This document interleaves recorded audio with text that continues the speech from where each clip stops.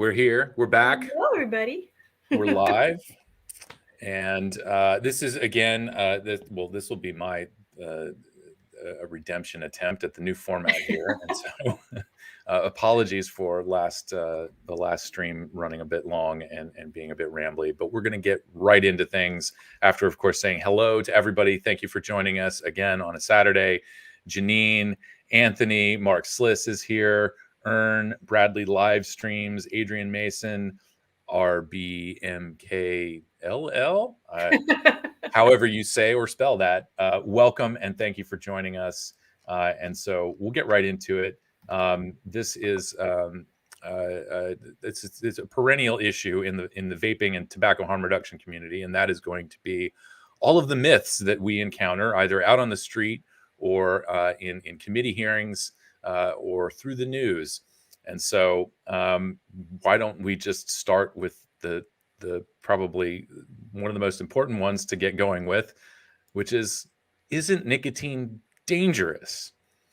So there are a few myths that fall under this category. And one of the ones that we hear kind of ad nauseum is that e-liquid contains more nicotine than cigarettes. And this seems to have come from a misrepresentation between the difference between nicotine content versus nicotine yield from cigarettes, and also ignoring the different delivery methods. So cigarettes are widely considered the most effective way to deliver nicotine to the brain, if you discount all of the early death and disease. In the US, cigarettes can contain between 10 and 12 milligrams of nicotine per cigarette. I think the highest is like Newport's at 15 milligrams. So a pack of 20 cigarettes contains 200 to 240 milligrams of nicotine. But most of the nicotine is either burned away as part of the side stream smoke or exhaled by the person smoking. And the nicotine yield, what we actually get, is about 1 to 2 milligrams per cigarette or 20 to 40 milligrams per pack. So e-liquid is, of course, typically labeled with the nicotine by weight per milliliter of liquid. So, for example, Juul states on its website that the 5% pods contain about 59 milligrams per milliliter of nicotine, which anti-harm reduction groups then represent to the public as being, quote, more than a pack of cigarettes. However, the Juul website also states that a pod only contains 0.7 milliliters of liquid, which means the 5% pods actually only contain about 40 milligrams of nicotine. 3% pods contain 35 milligrams per milliliter per 0.7 milliliter pod, or about 23 milligrams of nicotine. So the pods contain less nicotine than typical packs of US cigarettes. And when it comes to yield and effective delivery, there has been very little independent research on how vaping compares to smoking. But according to research funded by Juul on its own products, they concluded that the Juul pods deliver nicotine in concentrations similar to cigarettes. It could be a little bit more, it could be a little bit less. It's similar, but that's about it. Depending on the experience and the preference of the user, this may be higher or lower than what people experience when smoking. And so I think this covers it pretty well. But essentially, it is a fabrication, and it's a twisting of the numbers to trick people into thinking that e-cigarettes are delivering all kinds of nicotine and we should be super afraid of it. But it's actually not true. And in fact, when we get into the open systems, you have to be a pretty experienced user in order to get the same kind of nicotine yield out of a 18 or 6 or 3 milligram liquid that you would get out of a cigarette or a Juul. And so people can do that, but it takes a while to get to that skill. So moving on to the next, is nicotine dangerous? Vaping causes heart attacks. This claim was largely popularized by an erroneous study published in 2019 that was subsequently retracted in 2020, although it's not the only one. The authors of this study claim they found that vaping was associated with increased risk of having a myocardial infarction, even after controlling for a history of cigarette smoking. However, what the researchers did not disclose is that the majority of the heart attacks occurred before the users started vaping, rendering the conclusions null and void and resulting in the study being retracted by the Journal of the American Heart Association, which is, I don't know how rare that is, but the American Heart Association pulling back on something seems special. All of that to say, nicotine use is not without risk, especially for those with pre-existing cardiovascular issues. But there is substantial evidence that switching from cigarette smoking to vaping significantly improves vascular health. Mm-hmm. And we'll round this topic category out by going into e-cigarettes don't help people quit smoking, which we all know is in addition to our own experiences, a variety of studies conclude that vapor products do help people quit smoking. Most notable is a randomized controlled clinical trial published in the New England Journal of Medicine in 2019, which found that nicotine-containing vapor products were nearly twice as effective as traditional nicotine replacement therapies like gums and patches to help people quit smoking. A little caveat on that is that both of these products were tested in addition to counseling. Additionally, the highly respected Cochrane Library published an updated analysis of e-cigarettes for smoking cessation in 2020, which found moderate certainty evidence that quit rates were higher for people using nicotine vapor products than with traditional nicotine replacement therapies. Cochrane's conclusions were based on a meta-analysis of 50 different studies across 13 different countries. And something else that was sort of earlier research, I don't know if it's included in Cochrane's review, but we've mentioned it several times, is that people who are buying their products from vape shops, which you can sort of imagine involves having a conversation with someone behind the counter, likely someone who has also quit smoking by switching to vaping. Those people are more likely to stick with vaping and stay quit longer or quit completely. And so I should update that, because that actually Cochrane has said the same thing consistently for 2021 and 2022 as well. Awesome. As far as the moderate certainty, I should have updated that to. No worries. Like I said, but in the pre-show, we will probably have another. There's so much nonsense out there. We will probably have another opportunity to come back and do another myths debunked episode. So check back in 6 months if this is your favorite thing to listen to. And so moving right along, I'll hand it over to you, Kristin, and we can talk about, does vaping cause diseases? Right. And the first topic on that is vaping causes popcorn lung. We can get that up there. So according to Cancer Research UK, CRUK, there are no confirmed cases of popcorn lung, otherwise known as bronchiolitis obliterans, if I'm pronouncing that correctly, in people who use e-cigarettes. And there's no evidence that e-cigarettes could cause popcorn lung. The name, if you don't know, the name comes from an incident involving people who were working in a popcorn factory. They were breathing in a chemical called diacetyl or diacetyl, depending on how you want to say it, who developed this rare condition. And it was in a powdered form, from what I understand. It was sprayed all over 24 hours a day. It has a buttery flavor. And it was an ingredient at one time that was used in vaping liquids. It was an artificial butter flavor, or had a creamy flavor, but buttery tasting. And that's why it was used. But due to an overabundance of caution, most manufacturers, as soon as this came out, discontinued use, even before, and there was never any cases for them to do that. Somebody didn't get sick and the popcorn lung from vaping, and then they discontinued it. They just went, all right, well, if this could be a risk, we're just going to discontinue it and find something else for the buttery flavor. By comparison, though, which you'll never see them talk about, is that combustible cigarettes themselves also contain diacetyl, and from what we understand, at a much higher level than would ever have been found in vapor products. And popcorn lung has never been associated with smoking. So, I mean, if you've got higher levels of this chemical in a cigarette and there's not a single case of popcorn lung because of that, the idea that you'd get popcorn lung from vaping at lower levels, and most products don't even contain it anymore, it's just a myth. And yet you'll see this repeated time and time again. Just saw it in another study published the other day. So this is still an ongoing myth, believe it or not, after all these years. Next one is vaping causes lungs to collapse. We saw a rash of these for a while, and I haven't seen one recently, but there was one, I think, out in September. of a young woman, and I'll get to that. But there's been several accounts of young adults experiencing primary spontaneous pneumothorax, if I'm saying that right, and I'm going to shorten that to PSP for the rest of this, that news headlines blamed on vaping. For example, an article from July 2022, the headline had a headline that read, I quote, "Young woman rushed to hospital with collapsed lung after vaping." However, the article then goes on to clearly state that she had suffered the PSP, which was, and then they said this is not directly caused by vaping in the article. The young woman is quoted as stating, it literally spontaneously popped because I'm tall and thin. And in fact, all of the cases we've read about these have been reported as allegedly linked to vaping had patients with that same high risk profile. They were young, thin, tall.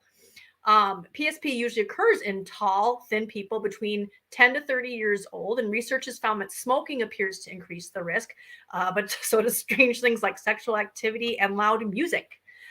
Researchers also found that some genetic mutations can increase the risk, and occurrences are more common during weather changes and midterm or final term seasons for students. So there's a lot of weird kind of risks. So all these things that could be happening with kids, but it's the vaping, right? A case study published in 2021 of a 19-year-old male acknowledges that, quote, vaping has not yet been established as a risk factor for pneumothorax. But then the authors claim that, quote, it is well on its way to doing so as more and more cases come to light, such as ours. However, despite implying that they've shown a link between vaping and PSP, they failed to mention that at 5'8" and just 134 pounds, their subject already fit that high risk profile for PSP, even without having ever vaped. He had also been smoking both cigarettes and marijuana prior to switching to vaping a year earlier. And ironically, the researchers also reported in their study, quote, to this day, our patient has avoided e-cigarettes, but unfortunately has gone back to smoking cigarettes and marijuana daily. So they succeeded in scaring him enough from vaping. Yeah. Before you move on to the next one, I did want to add one thing that I just thought about, which was part of CDC's TIPS campaign. This was several years ago. I think the woman's name was Kristin. And she got a full feature ad that was built off of her story. And part of her story was that she had switched to vaping to try to quit smoking. And then she experienced one of her lungs collapsed. Mm. But what was left out of that story was that she had returned to smoking and had smoked for a very long time before trying vaping. So this was another example, honestly, of just like the media and the campaigns had picked up the stories about young people with PSP, the CDC, in fact, had distorted the information coming from somebody who had experienced a smoking-related lung collapse. And that ad, I think, has since either been pulled. I'm sure you can dig it up somewhere on the internet. Our government produced it, so it's still out there. But we need to move on because we should talk about this after we get through the slides. Yeah. No, I just wanted to add it to this section before we moved on. So please continue. Okay. Next one after that is vaping causes brain damage. This is all of our favorites. We are all brain damaged, you guys. The claim comes from a handful of studies exposing rodents to high levels of nicotine. Mice brains are not equivalent to human brains, so this conclusion is far from solid. In fact, there's no evidence to support the idea that nicotine damages the adolescent brain. If there were, it would be visible in the multiple generations of adults who began smoking as teenagers. Furthermore, there's ample research to suggest that nicotine may have some neuroprotective qualities. So yeah, we get that one all the time. There's plenty of famous people, geniuses who smoke throughout their life, never got brain damage. We were at well over 50%, not well over, but we were over 50% smoking rates earlier last century or mid-century, and none of those people have shown that they're brain damaged. So that's just another ridiculous one. Okay, and we'll talk some more about that afterwards. Okay, next one is vaping causes seizures. Many of you may remember, I don't know if it was a year or two ago, maybe 3 years ago. Well, in 2019, I think is when it started. The FDA expressed concern over a possible link between youth nicotine vaping and seizures, but no causal link has ever been established. Nicotine inhaled from tobacco cigarettes has never been shown to cause seizures, so it seems unlikely that nicotine inhaled from e-cigarettes would, especially since vapor products do not deliver the same nicotine yield as cigarettes. Additionally, the evidence gathered by FDA consisted of only 122 reports over 9 years. So 122 reports of seizures over 9 years. And the cases varied widely in the timing of the seizures in relation to vaping. So some of them had the seizures before they vaped. Some of them had pre-existing conditions that already were causing them seizures, and then they had a seizure after they started vaping, which so you don't know whether or not they would have had that seizure had they not even vaped. So it's just ridiculous. I mean, 122 seizures in a country with what, 300 million people over 9 years. It was just ridiculous. And you'll still see this claim being made today that, oh, you know, it increases your risk of seizures because the FDA had put out this, they really had just put out a, hey, if you've had a seizure, please let us know. And they didn't really get anything. Yet that myth persists that it causes seizures. It was kind of similar to the one with the heart attacks, that some of them happen before, some of them happen after. And I think I had seen on Twitter about the time, which is where everybody goes to get high quality science. I had seen on Twitter, somebody had kind of reworked the numbers and looked at it and said, oh, arguably nicotine has a protective effect against seizures. Oh yeah, I remember that. So yeah. We'll talk some more after the slides. So should we move on to the next one? On to the next one. We forgot to do the bumper. Fantastic. Darn it. So this is all about exposure, and so of course there's a never-ending chemophobia in the world, but we'll get into some of the myths about vaping here. And so the first one being vaping exposes users to more formaldehyde than cigarettes. This claim comes from a single defective study published in 2019 in the New England Journal of Medicine, in which researchers overheated e-cigarette devices, effectively burning the wicking material instead of aerosolizing the liquid.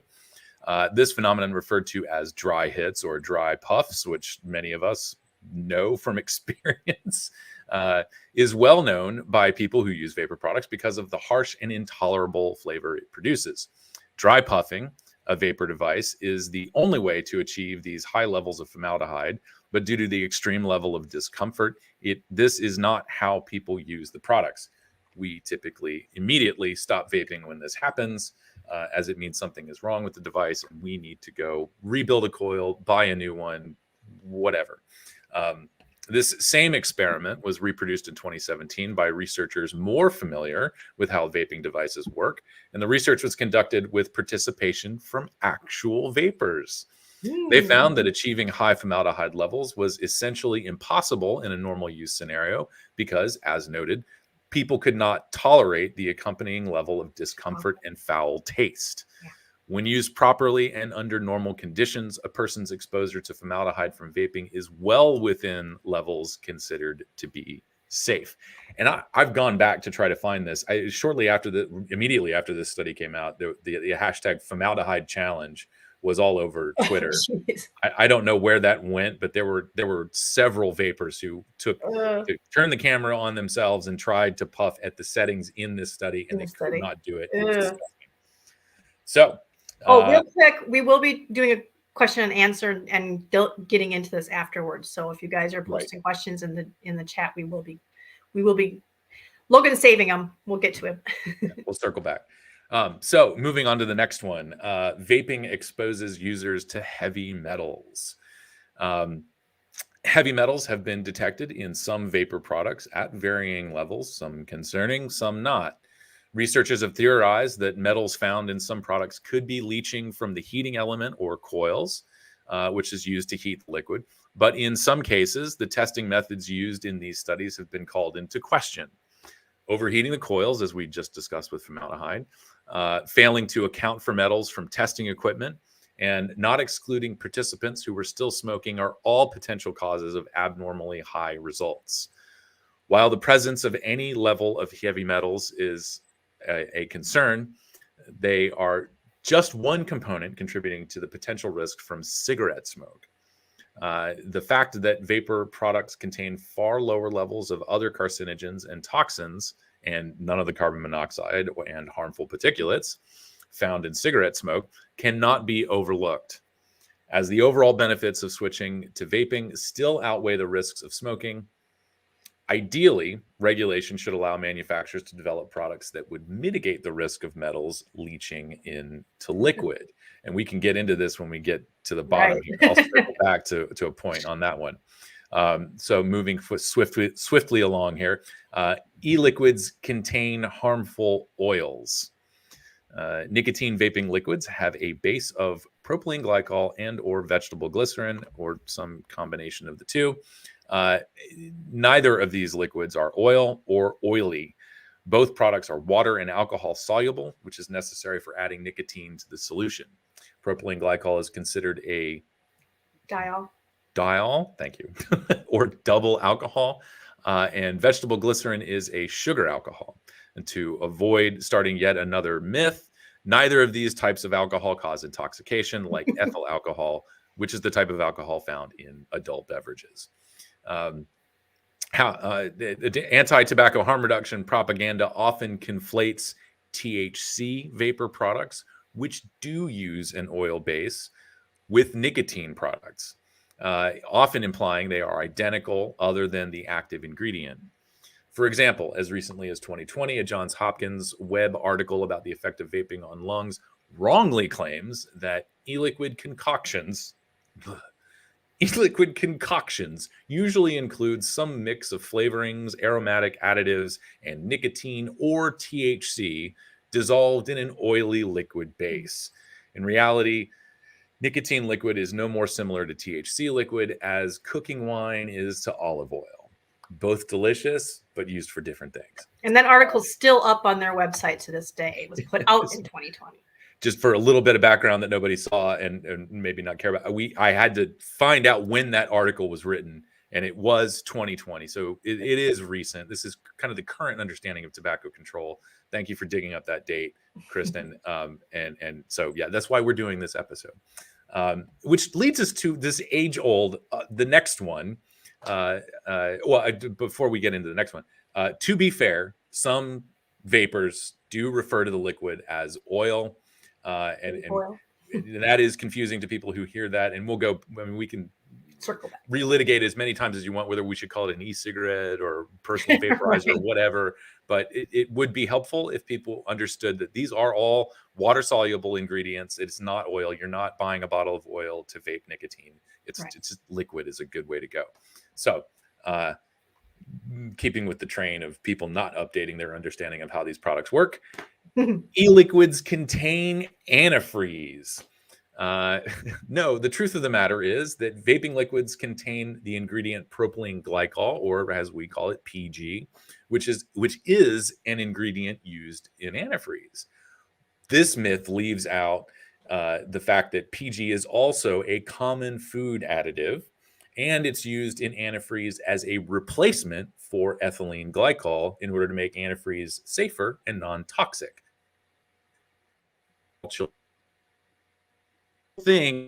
This is all. Are you freezing or am I? Were you saying something? Yeah, all of a sudden you were kind of breaking up for me, and I don't know if it was from my end or your end. So. Well, no, something happened there, but I'll continue the thought here. Okay. Just look at all the flavorings at your local Starbucks, and all of those contain propylene glycol. It is a very popular food additive and generally regarded as safe. So that myth has been thoroughly debunked over and over again, but it still comes up because that's like the lobbying materials provided by the campaigns are not updating. So, and we'll round out the bunch here with e-liquid exposure is hospitalizing thousands of young children. No. News and the CDC have reported that more than half of the calls to poison control centers were due to e-cigarettes involved, and that were due to e-cigarettes involved young children under the age of 5, which gave the impression that there were thousands of children being hospitalized or even dying from ingesting e-liquid. But those calls included people who were simply asking a question and did not reflect the actual number of poisonings. A study of actual hospital ER visits for all ages revealed that just 4.1% of the cases resulted in a patient being admitted to the hospital. Since that study, I'm going to say child-resistant packaging has been required for e-liquid. That is federal law, and states have come back and adopted it, updated their own statutes to include that. So, speaking of regulation. Speaking of regulations. All right. So that's another claim, is that e-cigarettes are not regulated. But as of August 8th, 2016, all new nicotine products introduced into the market after February 15th, 2007, I'm going to go back to those days of 2007, must go through pre-market review by FDA. While PMTA enforcement did not begin until September 2019, vapor products have existed under some form of regulation at the state and local level since 2009. If marketed as a smoking cessation or any other therapeutic product, nicotine falls under the FDA's jurisdiction over drugs and devices. So they can't make medical claims because the FDA will come after them. The U.S. District Court for the District of Columbia stated as much in its ruling against the FDA in 2010, when the agency attempted to stop e-cigarettes from being imported in the U.S. as unapproved drugs or delivery devices. So that was one of the reasons we made the argument that they weren't drugs or delivery devices. So, but but e-cigarettes are regulated on all sorts of different levels as to who they can sell to and where they can market, and they're taxed, and there's all sorts of regulations. So this idea that they're not regulated is just false. Okay, e-cigarette batteries, and I'm going to go back to that too when we come back at the end. E-cigarette batteries explode often. And this is our last one. E-cigarettes use lithium-ion batteries, the same battery chemistry used in many cell phones, laptops, and other consumer electronics. While battery explosions and fires can happen with any of these products, usually due to improper use or a manufacturing defect, it is generally rare. The U.S. Consumer Product Safety Commission reported over 25,000 fire incidents from lithium battery-powered consumer products over a 5-year period. Now, in comparison to that, and that's other products, in comparison to that, a study examined that there were 3,000 ER visits over a 4-year period for vape-related explosions. That's not that alarming. If you compare 3,000 for vapes compared to in 4 years for 25,000 for all the other products, it's not that alarming. Even the FDA says it is pretty rare. And like it said, a lot of times they say his vape exploded in his pocket, and it's really just they put batteries in a pocket with change. So headlines often mislead with that one too. So it doesn't happen often. Does it happen? Yes, but like with other lithium batteries, you've got to be careful. You've got to properly use them, properly store them, properly carry them, and that reduces their risk. Just as with, you don't leave your phone sitting on your dash in your car, and on a sunny day. So that's it. So, and this is where I wanted to jump back in about, we were talking the earlier point about metals and design changes that manufacturers might want to make in order to reduce the leaching of chemicals into an e-liquid. That conversation applies here with batteries as well, in that if a manufacturer wants to update a product and make a safer battery pack or something like that, there is a high likelihood that they will have to go back through the PMTA process, which is, again, millions of dollars, multi-year process. And so even making the safety improvements that all the anti-tobacco folks are yelling about, or they're not really yelling about safety improvements, they just want everything banned. But if they did want to hit the industry over the head with safety, the regulations actually make updating things way more difficult and just really, it's almost unfeasible. And so we are sort of left to figure all this out on our own because we're all buying products on an illicit market. Since we've gotten through all of that, I think we can get to some of the Q&A here. And I did want to, I know Logan has starred some things for me to come back to. So how does salt nicotine affect one's lungs? I don't know that we have, Kristin, you're the one to ask as far as research goes. I have my own personal experience with salt nicotine. And I know that it depends on kind of who you are. I have never gotten along with nicotine salts. At some point, it just feels like it's like sort of drying out my lungs. and it's just kind of a scratchy, uncomfortable feeling. And I just go back to regular old e-liquid. I vaped when I did vape. I vaped liquid that was like between like 36 and 50 milligrams, freebase, on a sub-ohm rebuildable atomizer. So okay. yeah, which is also harsh, but not like it didn't, the long-term effects of it, I didn't feel it in my chest the way I did. It wasn't congestion. It wasn't like super irritating or anything. It was just, it was enough that I didn't go back to nicotine salts. But as far as I know, we don't really have a whole lot of studies comparing nicotine salts to freebase nicotine. I can't think of any that have come across my desk that, and if anybody has any, I mean, maybe we're Skip would probably know if she saw some. I've never used salts, so, and I've never been one for like chasing after a throat hit. That was something my husband was always doing. To me, it was just more the action of vaping and that inhaling, and you know, I do a mouth to lung inhale too. I mean, I'm just a lightweight. So but yeah, I don't know. I don't think I've seen anything. Logan says he uses salts every day. So he's telling me in the private chat right now. He says he has no issues. But I haven't seen anybody complaining. And I would think because nicotine salts are so much more widely used. If you think about it, they're the ones that are sold in convenience stores and gas stations and everywhere. So more people have probably tried nicotine salts than go into vape shops. I mean, sadly, excuse me. So you'd think we'd be getting reports of something, you know, you'd think we'd be hearing if there was some major issues. But nicotine salts haven't been around as long as the other ones either.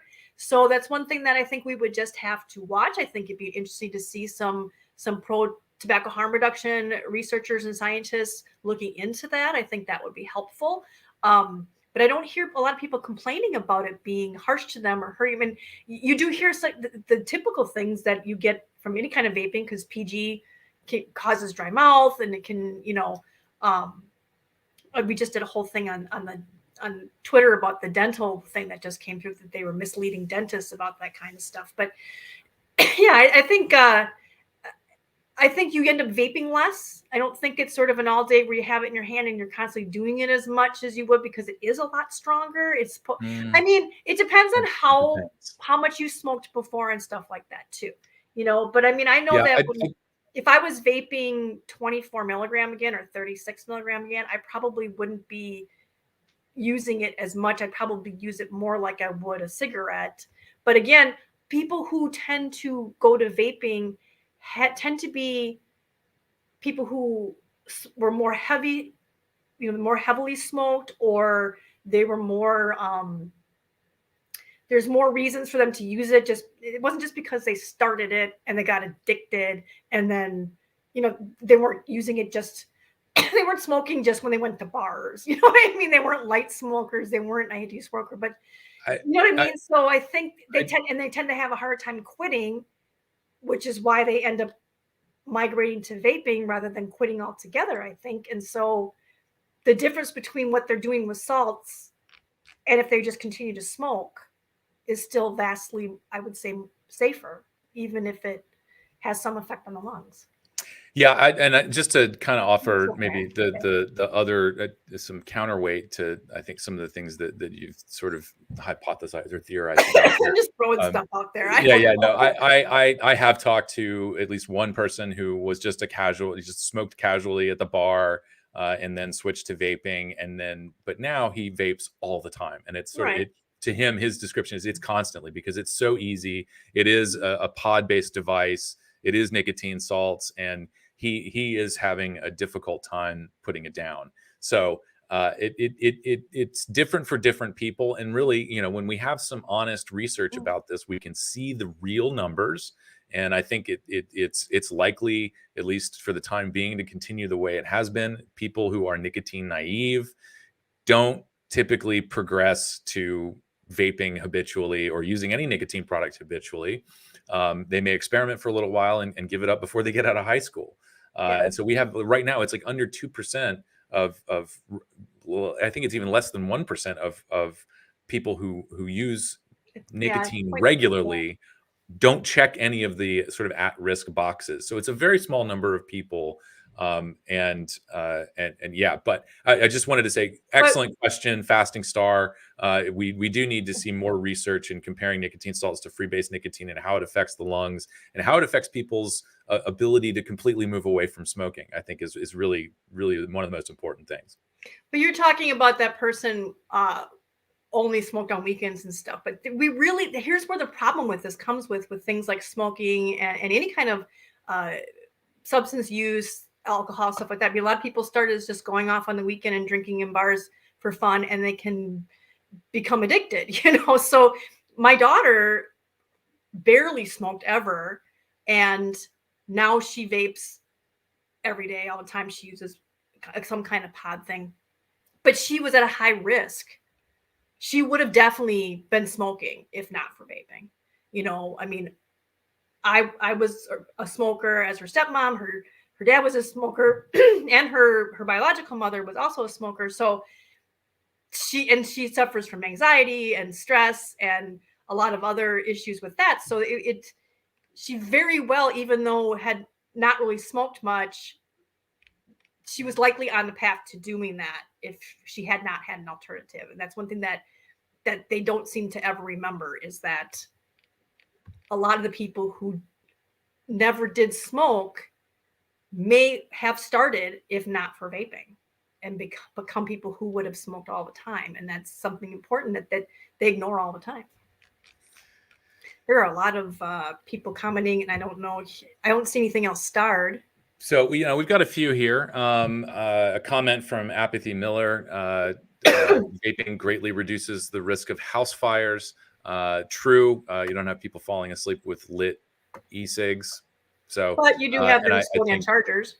And the London Fire Brigade has actually, been part of promoting vaping instead of smoking, especially in your own home. So yeah, vaping greatly reduces the risk of house fires and all kinds of fires. And I think there is data out of London actually showing this. I remember this from a few years ago, which is why the London Fire Brigade got on board with this. Another one of the comments from Janine, thank you for bringing this back up. Remember when Samsung phones were catching fire a few years ago? Didn't ban all cell phones, did they? No. And I remember being on a flight and hearing that announcement.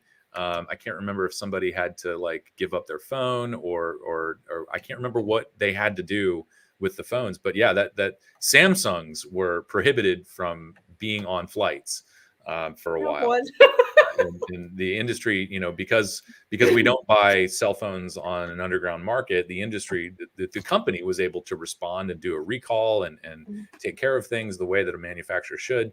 But that was an interesting time, and that wasn't that long ago. We got another question here from Sarah Schreibner. I vape zero nicotine. Is that harmful? Well, I'll start this as we say about nothing risk. And you're breaking up. Start over again. As we say what? As we say with this, when we start talking about harm and tobacco products, nothing is without risk. But what's the comparison? Are you vaping zero nicotine, or are you coming away from cigarettes? You've reduced your risk, and that's what's most important. If you were never really vaping, if you're just using zero nicotine for flavor, just know you're involving your lungs in something where you're inhaling something that your body, we are really supposed to breathe oxygen. We can filter out a certain amount of contaminants. We're built for this. But it's kind of up to you. Do you want to take that risk or not? My personal opinion, zero nicotine, any nicotine in it, it's not really that big of a deal. I don't think that we're going to see disease developing in people later in life if you've been vaping for 10, 20, 30, 40 years. It doesn't make any sense. We have modern toxicology to confirm what's going on in these vapor products and how that's interacting with our bodies. There's always going to be room for more investigation into this, but it's just not likely to cause the same level of disease that we see from cigarettes. So I'm not going to go with zero harm, but I'm going to say it is incredibly low risk. It's probably lower risk than some other day-to-day activities that you do. If you're a rock climber, for example. I mean, there's probably less chemicals in a zero nicotine vape than there is walking down the streets in Chicago, Detroit, New York, LA. I mean, you want to talk about heavy metal particulates and toxic things inhaled into your lungs. City air is probably the worst offender. I mean, radon also, I mean, any place that it's like that one meme with the bus, standing at the bus stop and there's all this diesel fuel burning off the back of the bus as it drives away. And the meme says, good thing they banned vaping at bus stops, because, and it's ridiculous because there's just not that same. So it's the dose makes the poison. And somebody posted that in the comments earlier. I was going to bring that up. And this idea that you should only breathe fresh, clean air. There you go. Is a theory, not an actuality. It doesn't exist unless you're living. I don't know. I mean, you really can't escape the stuff we've got in our air and in our what water. mountain do you have to climb to get right? there? Right. And so this whole idea that, well, you only should, and then somebody said that on Twitter on one of our tweets the other day, well, you should only have fresh, clean air and you shouldn't be vaping, putting any chemicals into your lungs. And the thing is that you're constantly putting chemicals into your lungs, constantly, but if you have air fresheners plugged into all your outlets, who knows what's in that? They're not even required to put anything on the package of what you're spewing into your air, So it's all a scare tactic is what it really is. Yeah. And it's a ridiculous statement. The idea that human lungs are only meant to breathe fresh, clean air is ridiculous. We've always existed in an environment where there are particles floating around. We're allergic to stuff. We inhale all kinds of things, and our bodies have evolved to filter out some of that. I'm not saying go walk into a room where you've been burning, tires, and you'll be okay.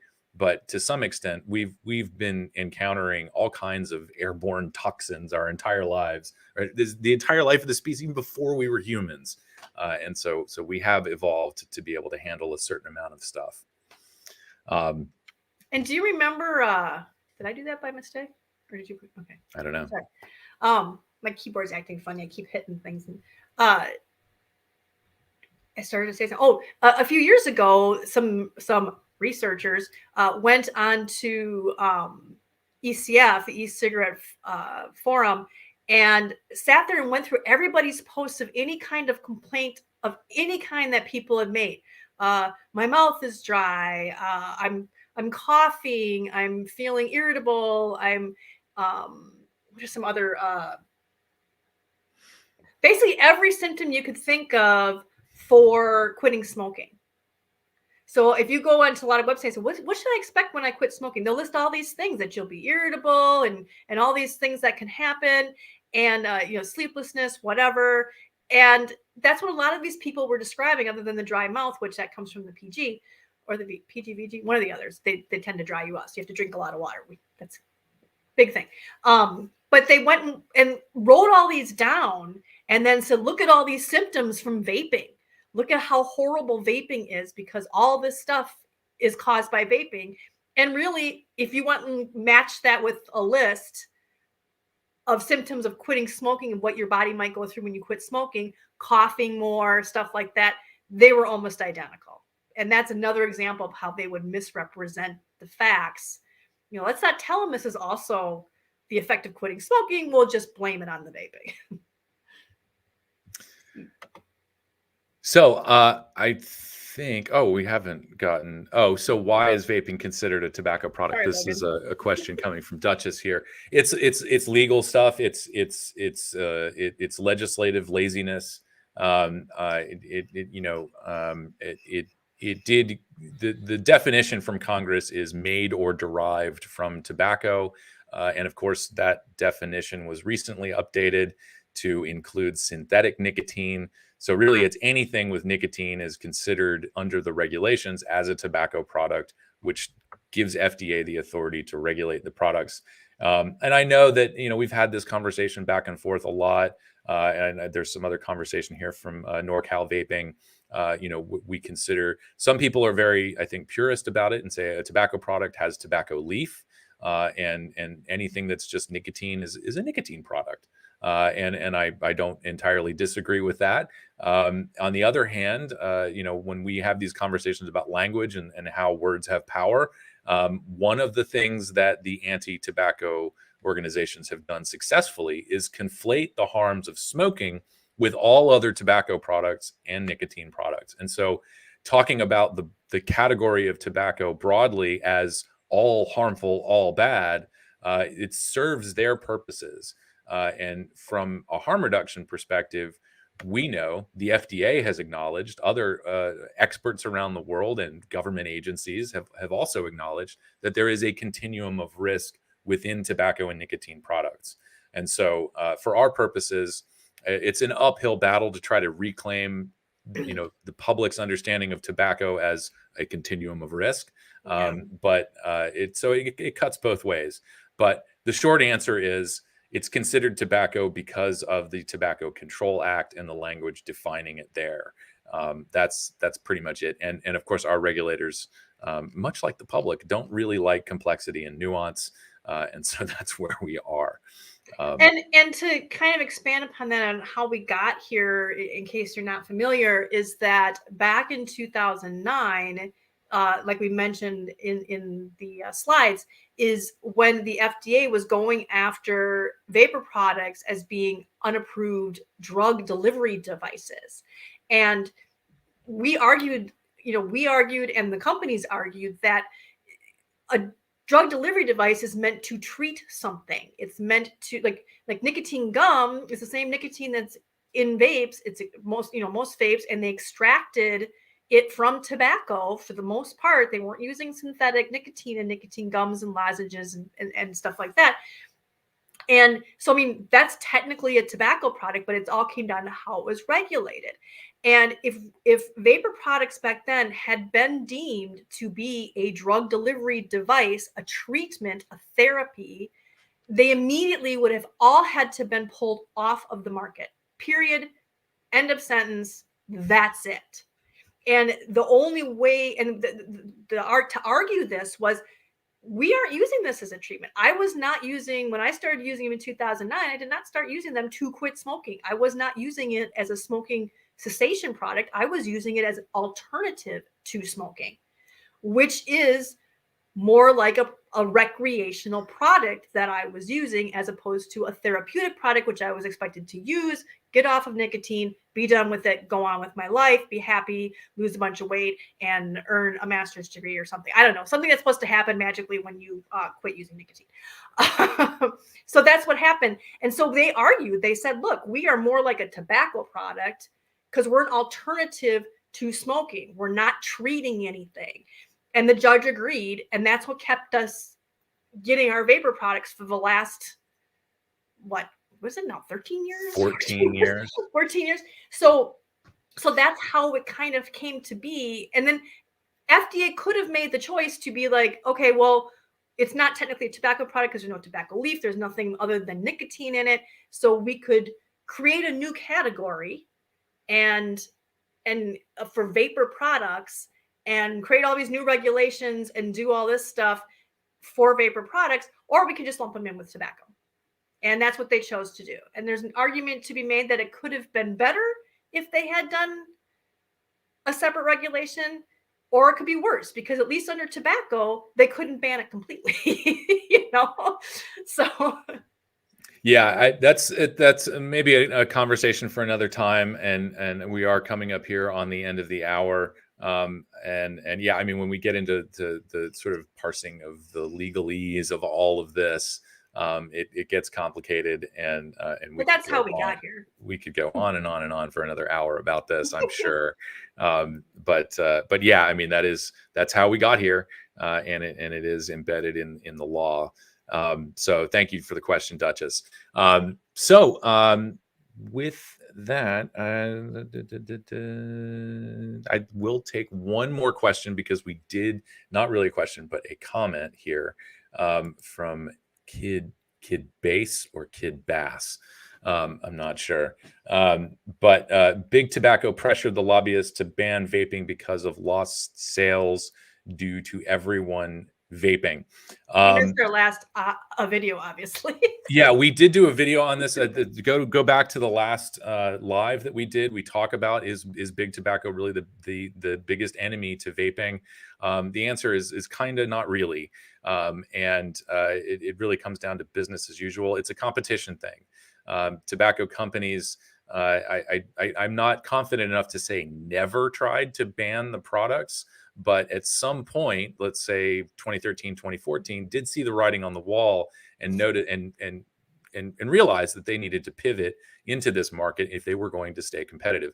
Tobacco companies had a Kodak moment, and so now they're the ones getting through the authorization process because that's how the law was written. I told you we could go on for another hour talking about the regulations, but we're not going to. But all of that to say, Kid Base, go check out our previous live stream. Hopefully you'll find that useful in answering any question about that. Our biggest enemy, is that what it's called, or our biggest threat? Is big tobacco the biggest threat to vaping? Something like that. And apparently you need to get through the first 17 minutes, and then it becomes a good again, apologies in advance. So I think we've hit all the questions, unless we've got something else, Logan, that you picked up for us. Pop it up here on the screen. Other than that, Kristin, any final thoughts? I think just that it's really important. We do have this whole page, and it's in the description.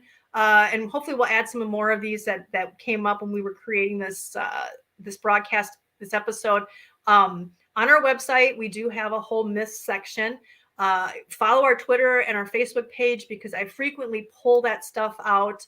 I single it out in articles.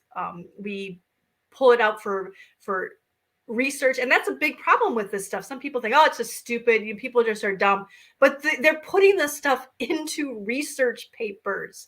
EVALI, I mean, I constantly am seeing that, and that's why I put that one about the oily liquid, because we had a study that came out, and they had a whole section that said that they conflated e-cigarettes. I think I just tweeted about this yesterday, where a study came out, and they said that similar to what the John Hopkins thing said, maybe they're getting it from John Hopkins, I don't know, but they said that e-cigarettes contain nicotine or THC in an oily base, or PG or VG, and they were actually trying to blame vegetable glycerin for causing EVALI. I mean, that's what it came down to.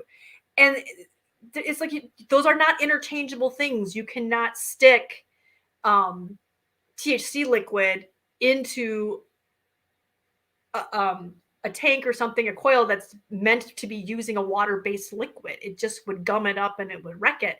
And it doesn't work with nicotine either. So it just doesn't, it doesn't work. So these things do end up coming against us. One of the reasons we wanted to do this, I'm going to make this into a clip, that first set of slides. I'll cut it down, make sure we're under 15 minutes. And that'll be something that you can share. If you see stuff being put out there on Twitter or Facebook or whatever, you'll be able to link to this video and say, look, you are just spewing a whole bunch of garbage. So go watch this video, less than 15 minutes. And hopefully you don't have to sit there and type it all out. We're trying to say it for you. That's it. Sorry. Cool. So I can go on 1 minute or hour of this. So I will the closure still going. So again, chat. Thank you for the questions. As Kristin mentioned, if you have some other myths that we need to focus on, and we can do another episode like this probably a few months from now, leave them in the comments. Send us emails, comments on the video on YouTube, or you can send us a direct message. You slide into our DMs on the Twitters or the Instagrams. We also have Facebook pages. So plenty of ways to get in touch with us. There is somebody from last week that left a comment on our video, and I have not posted the response, and I apologize. I will be getting to that very soon. But we are looking forward to having this conversation with you guys. So thanks for participating. Thanks for the questions. Thanks for showing up. Thanks for broadcasting us in your vape shop. And awesome. Thanks for keeping your doors open, by the way. So With that, if you're brand new here, come and follow us on Twitter, Instagram, Facebook at CASAA Media. Check out our webpage, our website, actually, our very dense and information-packed website at CASAA.org, CASAA.org. And while you're there, if you enjoy all the content that we're putting up here and the work that we do and the work that we hope to be able to do, click that, smash that donate button, and we can put that to good work. I'll tease some things coming up. We're going to have conversations about language. We're going to have conversations about involving vapors in research. These are a lot of things that are becoming, they seem to be trending. And so we're going to hop on this bandwagon and hopefully get some good work done this year. And also, while you're on our website, if you want to advocate in style, we've got merch. Check out our store. We got a bunch of t-shirts with excellent designs on them. Impress all of your friends. Be the first one on the block to tell everybody that vaping is better than smoking and tobacco harm reduction save lives. And with that, we will see you back here in 2 weeks. If you're not a member, sign up. Make sure the legislative sessions are beginning. We will have calls to action going out starting probably Monday. We've got hearings coming up. So we'll let you know all about that, keep you in the know so that you can advocate for your right to access safer nicotine and tobacco products. And with that, we'll see you later. Thanks.